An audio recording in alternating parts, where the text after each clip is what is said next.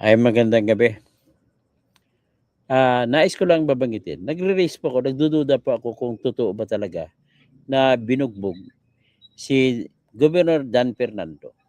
Maniwala ka ba sa kwento ni Ramon Tulfo na binugbog ni Lisa Araneta Marcos, pinabugbog niya si Dan Fernando sapagkat yung anak niya si Bini Araneta Marcos ay ano, ay tinutukan ng baril at saka sinampa ng mga bodyguard ni Dan Fernando. Yan po ang totoong balita rito. Ang nakuha ko ay habang tumatakbo si Dan Fernando sa NLEX papuntang Maynila, ay inukupan yung 4 na lane ng kalsada. So walang makakatawid. Andito naman parating si Vini Araneta Marcos. Siya lang po mag-isa, wala siyang kasama. Siya nagmamaniho. Papunta siya sa Makati. At ang pagkakaalam ay marami siya, may meeting siya na chicks, may kadate. So nagmamadali, baka late, nag-overtake siya. Ang pag-overtake niya ay dito siya dumaan sa shoulder. So sa madalit sabi, naka-overtake siya. Pag-overtake niya, hinabol siya ngayon ng mga escort ni Dan Fernando. Yung mga escort niya, nahabol nila. Nang mahabol nila, tinutukan, bumaba, mga habang ng 15 tao. May baril, tinututukan ng baril yung SUV ni Vini Araneta Marcos. Tinted. Wala, tinutukan la. Labas, labas, labas! Kung hindi ka, babarilin namin ka. Nang binuksan, nagbukas ng pintuan si Kwan. Yung sa loob ng SUV. At tinted pa. Pagbukas, lisensya mo, na. Tapos sinampal muna bago kinunan ng lisensya. Putang ina ka. Ganon. Ang tumiran sa kanya yung chief officer chief security ni Dan Fernando. Ano yung pangalan ng chief security officer niya? Nakalimutan ko. So anyway, natutukan na, nasampal na nakuha yung lisensya, pinakita, nabasa nila Bini Araneta Marcos. Sabi, kano naman si presidente? Tatay ko po. Sabay takbuhan. Takbuhan, mga gwardiya ni Balik sila sa Bulacan. So ngayon, nakatawag ng tulong ito si Bini sa nanay niya. Tinawagan yung mga enforcers mga traffic enforcers ng NLEX.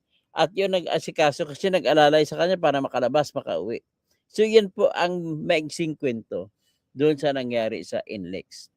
Pero nung 2 days ago, binalita na ni Montolpo na pinabugbog si Scorpio Knights King. Walang magawa sa Scorpio Knights. Nabugbog siya. Ito ngayon na napala mo. O gag ka kasi, kala mo, hindi ka naman ang gobernador ka pa lang, ang taas na ng ihi mo. O ito, pakinggan natin si Ramon Tulfo sa pagkikwento. Hindi naman ako niwala sa kwento ni Ramon Tulfo. Pero pakinggan lang natin ang balita. Bugbog sarado raw si Bulacan Governor Daniel Fernando matapos makasagupa umano ang isang presidential son sa road rage incident sa NLEX. Ang detalye sa agenda report ni Francis Polve. Magaang muka dahil ginulpi ng isang mataas na opisyal. Ito raw ang dahilan kung bakit di muna nagpapakita sa publiko si Bulacan Governor Daniel Fernando ayon sa kolumnistang Simon Tulfo. Sangkot umano ang convoy ng gobernador sa road rage noong February 21 sa NLEX kung saan hinabol at hinarang daw nila ang isang Land Cruiser na umovertake sa kanila. Sa kasamaang palad, anak pala ng Pangulo ang sakay umano ng nasabing sasakyan. Nauna nang itinanggi ng Malacanang na sangkot ang presidential son sa insidente. Nagsita na po kasi rito ang si Segway, patungkol po dyan, at ang alam po natin ay nag-iimbestiga po ang LTO. Ang problema sa iyo, Claire Panikakwento, hindi pa na-verify ang facts, mahilig ka magkwento. Kaya ka nasisira Kaya bumaba ang popularity ni BBM kasi dahil sa iyo eh. Hindi mas maganda po maitanong ito mismo, sir. Hindi pinangalanan ni Tulfo kung sino ang nambugbog kay Fernando, pero hindi rin daw ang Pangulo o ang Presidential Security Command. Hindi rin daw alam ni PBBM ang sinapit ni Fernando. Wala po tayong informasyon, sir. Kung kanya po galing yan, mas maganda po sa kanya po itanong. Sumipot si Fernando sa isang seremonya sa Capitol Gymnasium, pero tikaw ang kanyang bibig patungkol sa umano'y road rage. Sabi naman ni Tulfo, madaling takpan ng black eye at pasa sa muka. Magaling daw. Bagay, alam ni Tulfo na madaling takpan ng black eye. Alam mo ba kung bakit? Hindi niyo ba alam? Di ba yung binugbog siya ni Rima Santiago? Yung black eye niya, madaling nawala. Ang mga taga-showbiz dyan. Para sa agenda, Francis Polbe, Billionaire News Channel. Manatiling nakatutok sa Ngayon, sinabi ni Tulfo na may convoy din si Marcos. Hindi po totoo yan. Walang convoy. Naawa na ako sa bata. Ang kanyang bit-bit na tapang ay yung tapang na anak siya ni BBM.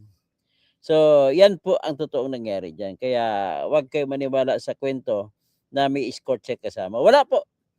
At wag kayo maniwala sa kwento ni Auntie Claire Castro na hindi totoo nangyari. Totoo po nangyari yun. Sinampal pa nga siya. Ayon sa testigo na nakatakakuan nagsabi kay Mr. Orlan Mauricio eh. Kasi nagkataon si Orlan Mauricio, nakaaway din ni Gob, malapit lang din doon. Kaya nakuha niya kagad ang litrato at kwento. Ngayon, para ito mapatunay na at malaman na kung ano ba talaga ang totoong nangyari, idinidemand po namin na yung CCTV sa NLEX ilabas ang CCTV sa NLEX para malaman natin. Dito mo po makikita ang nakakalasing na kapangyarihan. Gobernador ka pa lang, ang yabang mo na. E, paano pa kaya kung naging presidente ka pa? Ano mangyari sa mga Pilipino? Ano mangyari sa Bulakenyo? Eh, di ba? Gobernador Fernando, alam mo naman yan sa ikauunlad ng Bulacan. Ha? Kalibugan ay iwasan. Dapat ganun ka lagi. Kaya malibog ka sa paghahabol ng mambubugbog ng iba. Para ka naalala ko tuloy si Munching Pagdanganan.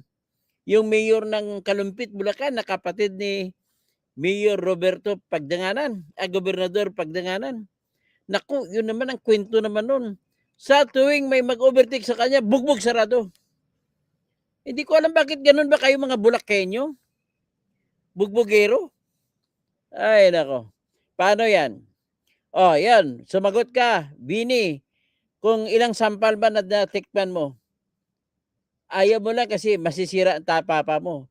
Siyempre, sino ba nagbugbog yun? Ang nagpabugbog, hindi naman ko maniwala si BBM. Kasi ang alam na ng BBM, magnakaw, hindi mambugbog. Ang alam ko yun ang mambugbog na pabugbog din si Lisa Araneta Marcos. Oh, tsaka punain ko lang. Mali po pag tumawag na presidential son. Maling grammar yun. Dapat president's son.